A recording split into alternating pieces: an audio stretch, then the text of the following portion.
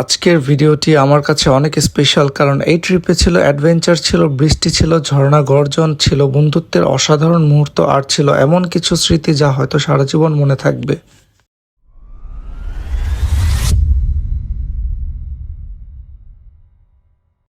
Hello beautiful people, welcome to my YouTube channel Wahid's world. Destination হচ্ছে Dhaka two Sitakunda. রাতে ঢাকা শহর তখন ধীরে ধীরে নিস্তব্ধ হয়ে আসছে, আর ঠিক সেই সময় আমরা 8জন বন্ধু 4টি হোন্ডা নিয়ে বেরিয়ে পড়লাম চট্টগ্রাম সীতাকুণ্ডের উদ্দেশ্যে। সবার চোখে ছিল উত্তেজনা, মনে ছিল নতুন কিছু দেখার স্বপ্ন। ফার্স্টে হচ্ছে আমরা আমাদের বাইকগুলোতে পর্যাপ্ত পরিমাণ ফুয়েল নিয়ে নিই, কারণ মাঝখানে আমরা আর ফুয়েল নেব না। রাতের হাইওয়েতে বাইক চালানোর অনুভূতিটা সত্যি অন্যরকম। চারপাশে নীরবতা, সামনে লম্বা রাস্তা, আর আমরা এগিয়ে চলেছি আমাদের গন্তব্যের দিকে। ভ্রমণের সবচেয়ে সুন্দর বিষয়গুলোর একটি হলো পথের ছোট ছোট বিরতি। হ্যাঁ, আসলে এটাই সত্য, কারণ আমরা যখন বাইক রাইড করি আমাদের অবশ্যই মাঝে মাঝে ব্রেক নিতে হয়, এবং সেই বিরতিগুলো হচ্ছে আমাদের খুব ভালো লাগা একটা কাজ করে, যে না আমরা যেখানে মনে চাচ্ছিল সেখানে একটু ব্রেক নিলাম। অ্যান্ড অনেকটা পথ অতিক্রম করার পর আমরা পৌঁছে গেলাম কুমিল্লার বিখ্যাত নূরজাহান হোটেলে। সেইখানে আমরা পৌঁছতেই আমরা ফার্স্টে ফ্রেশ হই। ফ্রেশ হওয়ার পর আমরা আমাদের খাবার অর্ডার দিয়ে আমরা খাবার হিসেবে নিয়েছিলাম গরম গরম ভুনা খিচুড়ি, মানে বিফ দিয়ে গরম গরম ভুনা খিচুড়িগুলো আমরা অর্ডার করে নিই। অ্যান্ড আমরা আলহামদুলিল্লাহ খিচুড়িগুলো খেয়ে নিই। খিচুড়ির টেস্টও খুব ভালো ছিল। তারপর খিচুড়ি খাওয়া শেষ অবধি আমরা আবার আমাদের যাত্রাপথে আবার রওনা দিলাম আল্লাহর নাম নিয়ে। আলহামদুলিল্লাহ আমাদের বাইক রাইড চলছিল আমাদের মতো করে, খুব সুন্দর মতো আমরা আস্তে আস্তে এগোচ্ছিলাম আমাদের সেই গন্তব্যের দিকে। কিছু দূর যাওয়ার পরেই শুরু হলো প্রবল বৃষ্টি। এমন বৃষ্টি যে সামনে রাস্তা পর্যন্ত ঠিক মতো দেখা যাচ্ছিল না। নিরাপত্তার কথা ভেবে আমরা চিন্তা করলাম না, এখন না রওনা দেওয়াটাই ভালো হবে। আমরা কিছুক্ষণ বিরতি নেই, তারপর রাস্তার পাশে কিছুক্ষণ অপেক্ষা করলাম। বৃষ্টি একটুও কমতেছিল না, এমন একটা অবস্থা। দেন আমরা কি করলাম, আমরা তো ম্যাক্সিমাম যারা ছিলাম তারা কেউই রেনকোট পরেছিলাম না। এই এমন অবস্থায় তো আমরা যদি আবার রওনা দিই আমরা ভিজে যাব। তাই আমাদের কিছু ফ্রেন্ড ছিল যারা রেনকোট নিয়ে আসছিল তাদের ব্যাগে করে, সো তারা রেনকোট পরে নেয়। আর আমরা যারা রেনকোট ছাড়া ছিলাম তারা তাদের সাথে একসাথে ছিলাম।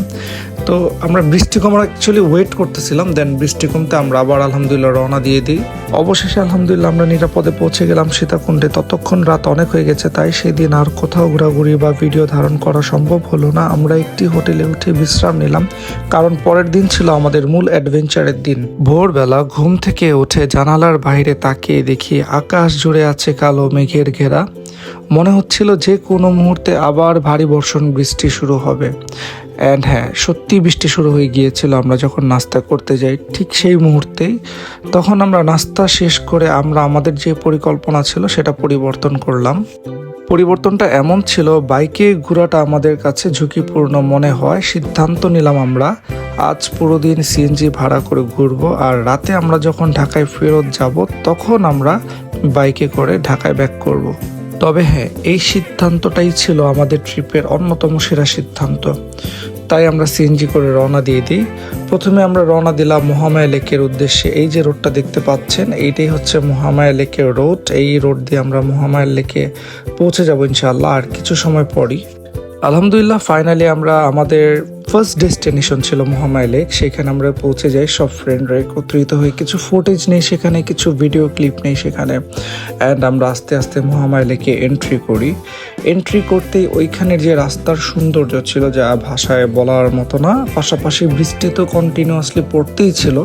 সেই বৃষ্টিটা মনে হচ্ছিল যে যাত্রার যে ভ্রমণটা খুবই সুন্দর, আরও খুবই ভালো করে দিচ্ছিল। হাঁটতেছি এক পাশে আর মনে হচ্ছিল যে কেমন যেন একটা অনুভূতি, যেটা আসলে বলে বোঝানোর মতো না, কারণ বৃষ্টি ভেজা রাস্তা। আর নিজের অনুভূতিটাও ছিল সবচেয়ে আলাদা। আমি এবং আমার ফ্রেন্ডরা খুবই এনজয় করি সেই প্লেসটাকে। খুবই ভালো একটা আমাদের সময় কাটে সেইখানে। সত্যি বলতে গেলে মহামায়া লেকের সৌন্দর্য ভাষায় প্রকাশ করা কঠিন। চারপাশে সবুজ পাহাড়, শান্ত জলরাশি আর মেঘে ঢাকা অবকাশ, সব মিলিয়ে মনে হচ্ছিল প্রকৃতি যেন নিজের হাতে ছবি এঁকেছে। আর এখন আপনারা যে পানির স্তরটা দেখতে পাচ্ছেন এটাই হচ্ছে মূলত মহামায়া লেক।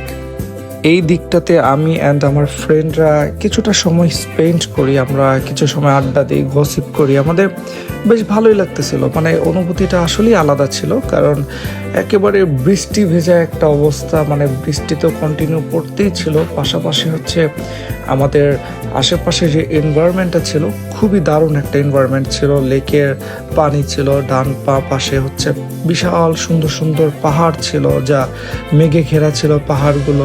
তারপর একটা সময় পর আমরা কি করি, আমরা একটা নৌকা ঠিক করি, যেখানে মানে তারা আমাদেরকে বলে যে তারা এই নৌকা বা বোট বলতে পারেন এটাকে, এই বোট দিয়ে আর কি তারা মহামায়া লেকের সেই শেষ প্রান্তে নিয়ে যাবে, যেখানে ঝর্ণার পানিগুলো প্রবাহিত হয় খুব সুন্দরভাবে। আমরা সেই ঝর্ণার পানিগুলো উপলব্ধি করতে পারবো। তারপরে কি আমরা নৌকা নিয়ে আস্তে আস্তে রওনা দিয়ে দিই। একটা নৌকা আমরা হায়ার করি, আমরা সেই বোটে উঠি। উঠার পরে সব ফ্রেন্ডরা একত্রিত হয়ে আবার সেই মহামায়া লেক ঘিরে আমরা আস্তে আস্তে রওনা দিই সেই প্রবাহিত ঝর্ণার পানি দেখার উদ্দেশ্যে। আর আমরা যখন আসলে বোট নিয়ে রওনা দিই, তখন লেকের মাঝখান দিয়ে ধীরে ধীরে এগিয়ে যাচ্ছিল আমাদের সেই নৌকাটি।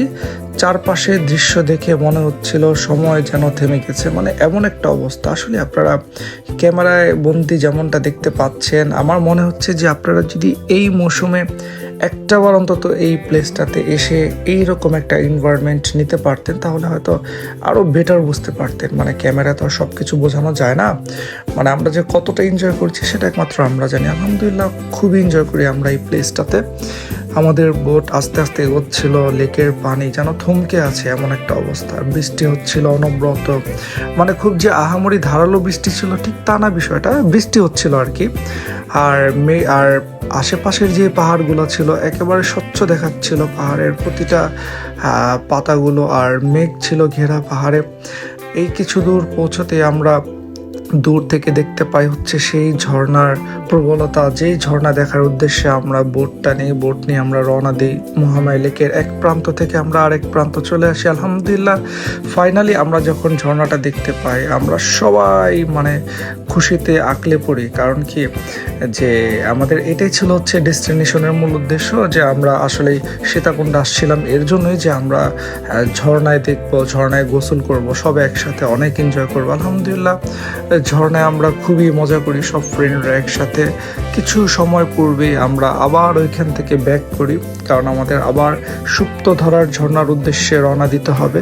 দেন আমরা মহামায়া লেকের সেই দারুণ মুহূর্তগুলো স্মৃতি হিসেবে নিয়ে আমরা আবার রওনা দিয়ে দিই সেই আমাদের নেক্সট গন্তব্যের উদ্দেশ্যে, সীতাকুণ্ডের সুপ্তধরা ঝর্ণায়। ওই ঝর্ণাটা নাকি আরও বিশাল ঝর্ণা, মানে লোকালদের মুখে যেমনটা শোনা যায়। ইভেন আমাদের একটা ফ্রেন্ড এর আগেও এসেছিল সীতাকুণ্ডের সেই সুপ্তধরা ঝর্ণায়। আর ওই ঝর্ণায় যেতে হলে একটু অ্যাডভেঞ্চার আছে, সেটা হচ্ছে যে অনেকটা পথ হেঁটে উঠতে হয়, অনেকটা পথ হেঁটে নামতে হয়, সেই পাহাড়ের উপরে দিয়ে উঠতে হয়, সেই পাহাড়ের নিচ দিয়ে নামতে হয়, এমন একটা অবস্থা, মানে একটু অ্যাডভেঞ্চার আছে বলতে গেলে।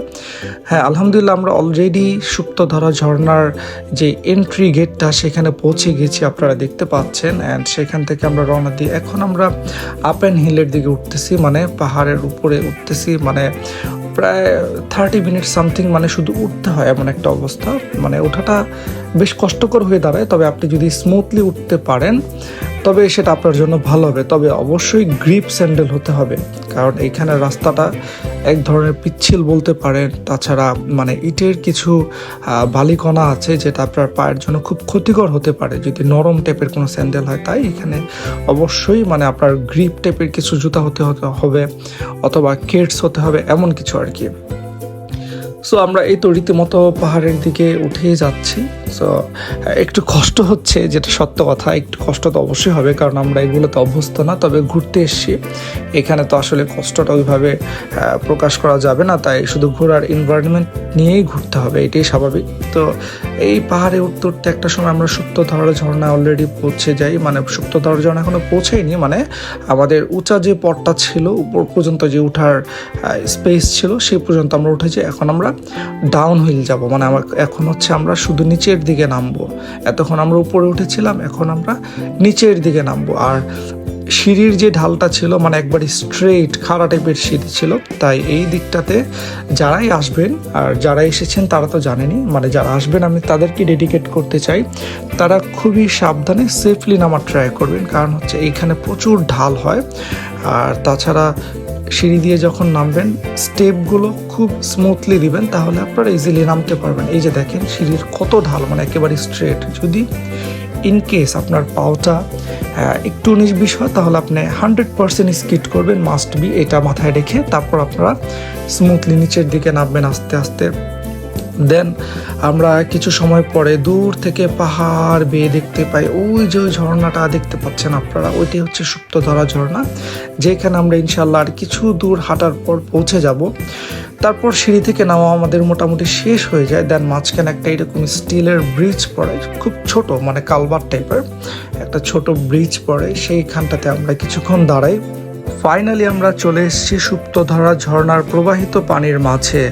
মানে ঝর্ণার পানি এত বেশি ছিল যে মনে হচ্ছিল পুরো পাহাড়টাই যেন পানিতে ভেসে যাচ্ছে। প্রবল ঝর্ণার কারণে পানির স্রোত ছিল ভয়ঙ্কর শক্তিশালী, অনেক জায়গায় দাঁড়িয়ে থাকাটাও কঠিন হয়ে যাচ্ছিল। কখনো মনে হচ্ছিল আমরা নিজেরাই পানির স্রোতে ভেসে যাব। তবুও প্রকৃতির সেই বিশাল শক্তিকে এত কাছ থেকে দেখার অনুভূতিটা ছিল অসাধারণ। আসলে এটাই হচ্ছে বিষয় যে আপনি যখন মনে করবেন যে না আমি একটা ডেস্টিনেশনে যাব ইনশাল্লাহ, যাওয়ার পর ওই দিকটাতে ওইটার অ্যাকচুয়াল যে মানে ফিলটা হয় সেটা না ট্রাই করবো ইনশাল্লাহ, আপনি যখন পৌঁছে যাবেন তখন আপনার নিজেকে খুবই ভালো লাগবে যে না আপনি আসলে সেই ডেস্টিনেশন মতো পৌঁছে গেছেন। আর আমরা যেরকম পানিটা আসলে পেয়েছিলাম ঝর্ণায়, আসলে এটা আমাদের এক্সপেকটেশনের টোটালি বাইরে ছিল। হ্যাঁ, বৃষ্টিময় একটা ওয়েদার ছিল, উই নো যে বৃষ্টির মধ্যে অবশ্যই ঝর্ণার পানিটা বেড়ে যায়, প্রতিটা ঝিরির পানিগুলো খুব বেড়ে যায়, বাট এমনটা ছিল এটা আসলে আমাদের জানা ছিল না। প্রচুর পানি ছিল, মানে ঝর্ণা পর্যন্ত আমরা যেতেই পারতেছিলাম না, ঝর্ণার একটু সামনে পর্যন্ত যেতেই আমরা পুরো ভিজে যাচ্ছিলাম। এই যে আপনারা দেখতেই পাচ্ছেন এত পরিমাণ পানির ঢল, এত পরিমাণ পানির স্রোত ছিল। আলহামদুলিল্লাহ এই প্লেসটাতে আমরা অনেক মজা করেছি। সো আমাদের ডেস্টিনেশন মূলত এই পর্যন্তই ছিল। ভিডিওটা আপনাদের কাছে ভালো লাগলে শেয়ার করবেন, লাইক করবেন এবং আমার ইউটিউব চ্যানেলটাকে সাবস্ক্রাইব করে আমাদের ইউটিউব চ্যানেলের পাশে থাকবেন। সবাই ভালো থাকবেন, সুস্থ থাকবেন। আসসালামু আলাইকুম।